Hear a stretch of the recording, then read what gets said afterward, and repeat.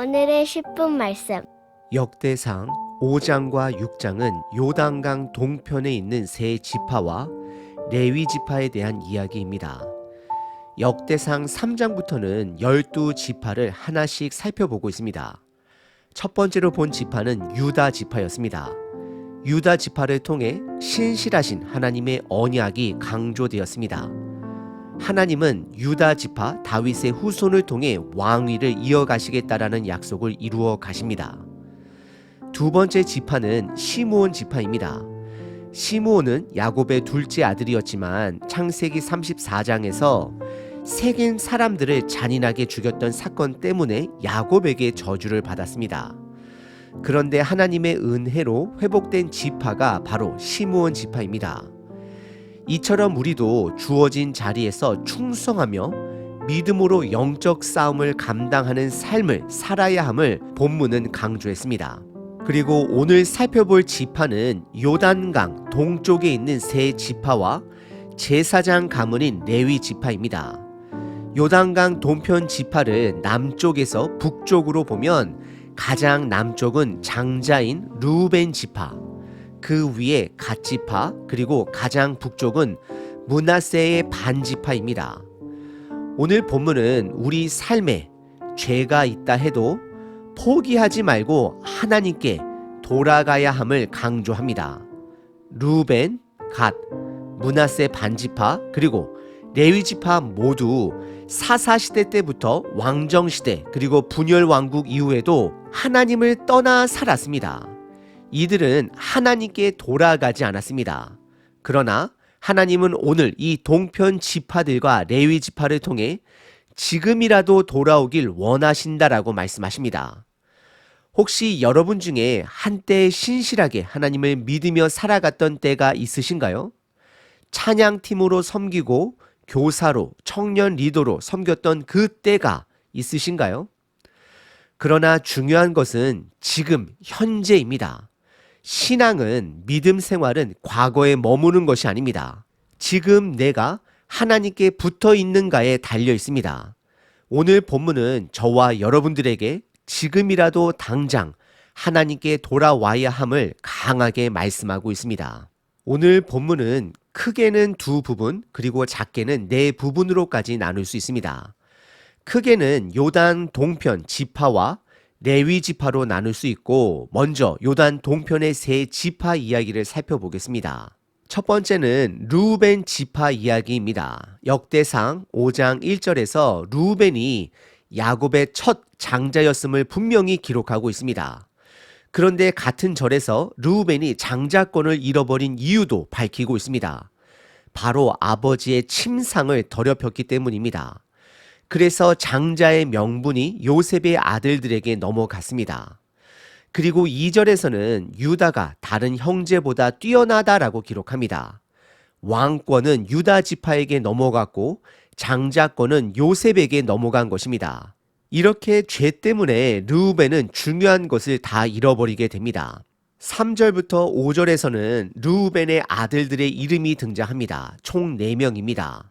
한옥, 발루, 헤스론, 갈미입니다. 그런데 5절에 갑자기 요엘의 후손들 이름이 등장합니다. 이 부분은 세대가 많이 생략되었을 가능성이 있습니다. 그래서 르우벤 지파의 족보는 좀 단절되고 흐릿해 보입니다. 그리고 6절에서는 중요한 한 사건이 등장합니다. 르우벤 지파의 지도자였던 부에라가 나옵니다. 그는 아수르 왕 디글라 빌레셀에게 사로잡혀 포로로 끌려갔던 인물입니다.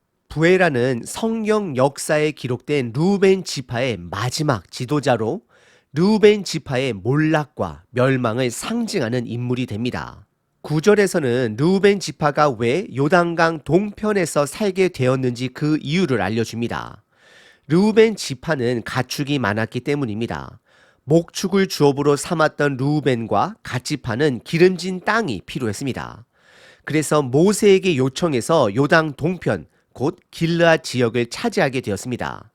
그런데 그 땅은 원래부터 모압과 이스라엘 사이에서 주인이 자주 바뀌던 불안정한 땅이었습니다. 마지막으로 10절에서는 르우벤 지파가 하갈 사람과 전쟁을 해서 이겼다라는 이야기가 등장합니다. 이 사건은 사울 왕 때 일어난 일입니다. 르우벤 지파가 이 전쟁에서 승리했기 때문에 그 땅에서 살 수 있었던 것입니다. 결론적으로 역대기 저자는 르우벤 지파의 이야기를 통해 죄로 인해 장자권을 잃어버린 사실, 그리고 요단강 동편에 있었기 때문에 늘 불안정했던 상황을 보여주고 있습니다.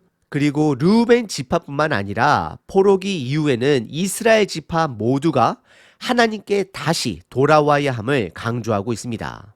그럼 이번에는 르우벤 지파 북쪽에 있는 갓 지파를 살펴보겠습니다.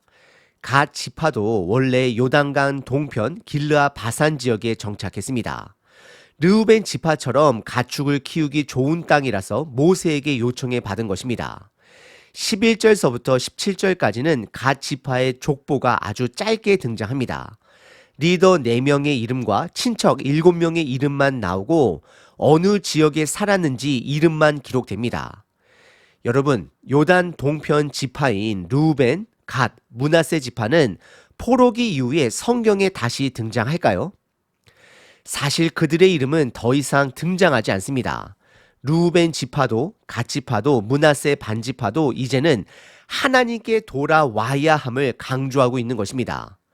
그래서 이어지는 18절서부터 22절에서는 요단 동편 가장 북쪽 지역인 므낫세 반 지파를 포함한 동편 세 지파의 군사 이야기가 갑자기 등장합니다. 그들이 전쟁에서 어떻게 이겼는지를 기록합니다.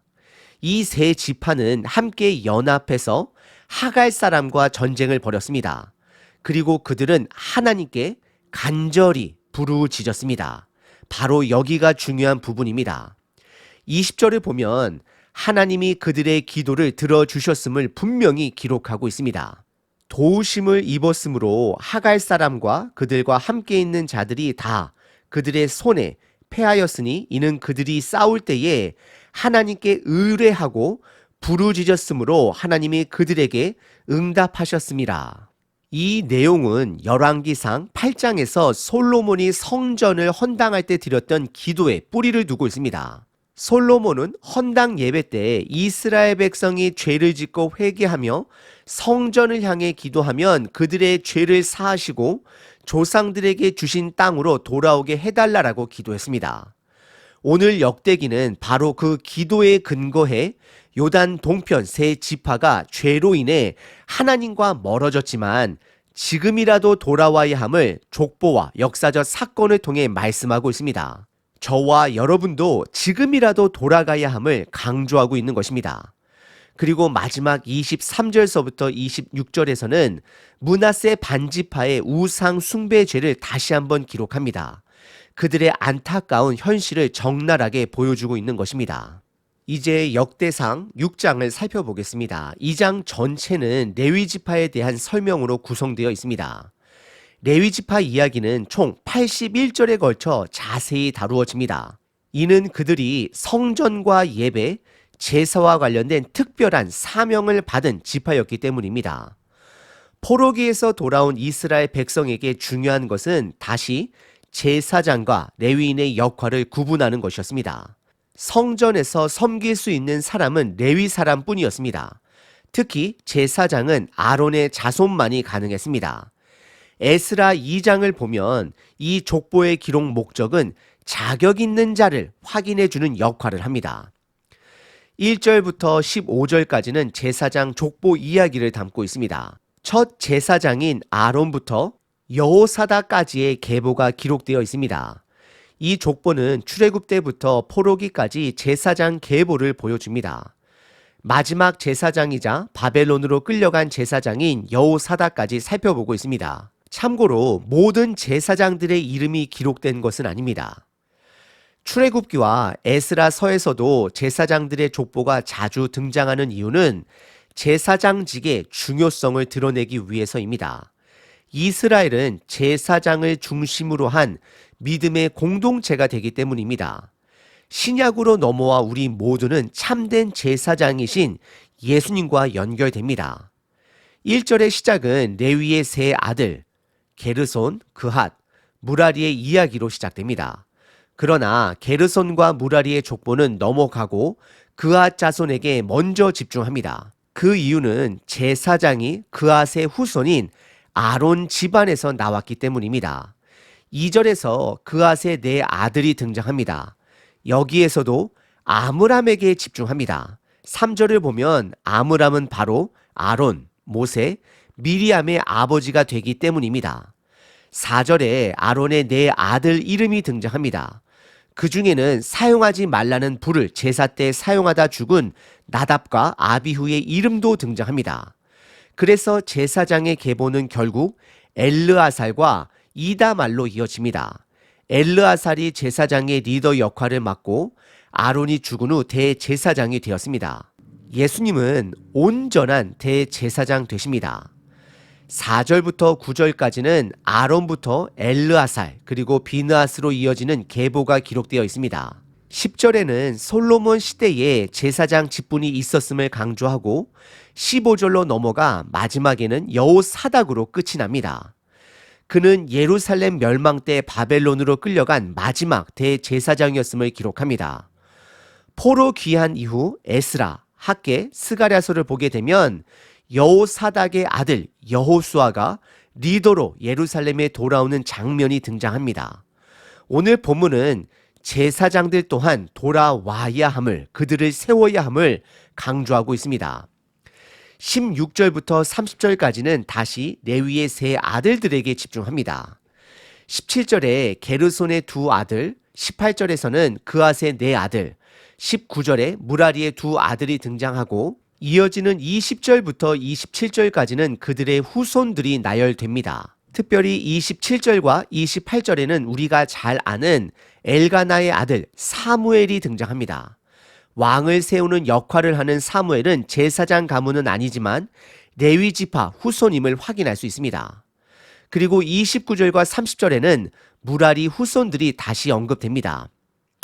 31절부터 48절까지는 레위 지파의 찬양대 이야기가 등장합니다. 혹시 찬양으로 섬기신다면 이 본문에 집중해 볼 필요가 있습니다. 다윗 왕이 직접 레위 사람들에게 찬양대를 세우라고 명령했습니다. 그들은 여러 가지 악기와 기쁨의 소리로 하나님을 높이는 역할을 맡았습니다. 그 시작은 어찌 보면 출애굽 때 모세의 누나 미리암 때부터 시작된 것으로 볼 수 있습니다. 홍해를 건너고 나서 미리암을 중심으로 하나님을 찬양한 사건이 기록됩니다.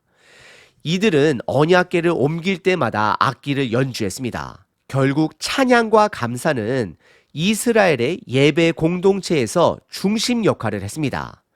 31절부터 47절까지 보면 3명의 찬양팀 리더 이름이 등장합니다. 찬양대의 리더로서 중앙에 위치한 헤만, 오른쪽에 위치한 아삽, 왼쪽에 위치한 에단입니다. 그리고 49절서부터 53절까지는 제사장의 역할과 아론의 족보가 등장합니다. 이 부분에서 제사장과 레위인의 역할이 어떻게 다른지를 정리하고 있습니다. 레위인들은 성막과 성전 일을 돕는 자들입니다. 이들은 보조 역할을 감당하고 제사장은 반드시 아론과 그의 자손들만 가능합니다. 이 모든 것의 중심에는 토라, 즉 말씀이 있었습니다. 말씀에 기록된 대로 이것이 행해진 것입니다. 마지막으로 54절부터 81절까지는 레위 지파 사람들이 땅을 분배받지 못했지만 대신 다른 지파들의 땅에서 48개의 성읍으로 흩어져 살도록 명령하신 부분이 등장합니다. 그 성읍 중에는 6개의 도피성이 포함되어 있습니다. 성읍 분배 흐름을 보면 그핫 가문, 게르손 가문, 무라리 가문으로 나뉩니다. 레위 성읍의 역할은 크게 3가지입니다. 첫째는 나라의 일을 관리하는 행정적인 역할이 있었고, 둘째는 재판하는 역할, 세 번째는 율법을 가르치는 역할을 했습니다. 이 모든 것을 성취하신 분은 예수 그리스도 되십니다. 예수님은 이 시대에 온전한 길이요, 진리요, 생명 되십니다. 여러분들은 하나님께서 맡기신 사명을 잘 감당하고 계신가요? 레위 지파처럼 여러분들도 하나님을 섬기는 삶을 살고 계신가요?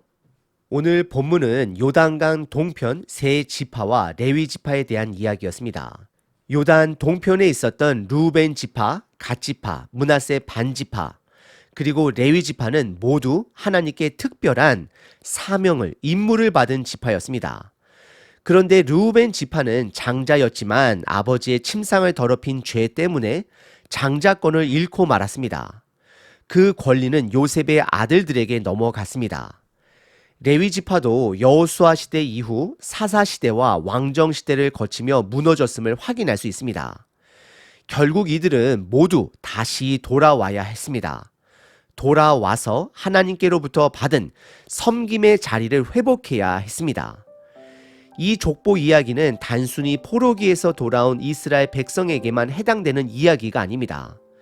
하나님은 왕권과 장자권, 대제사장의 역할까지 모두 예수님께 넘기셨습니다. 예수님은 모든 것을 이루셨습니다. 그래서 우리에게 남은 것은 이 시대에 어찌 보면 레위 지파처럼 예수님을 섬기는 삶을 사는 것입니다. 하나님이 주시는 선택에는 축복이 따릅니다. 하지만 그 축복을 단순한 특권으로만 생각해서는 안 됩니다. 선택을 받은 자들이 불순종으로 살 때 그들은 그 특권을 잃게 되고 결국 심판을 받게 됩니다.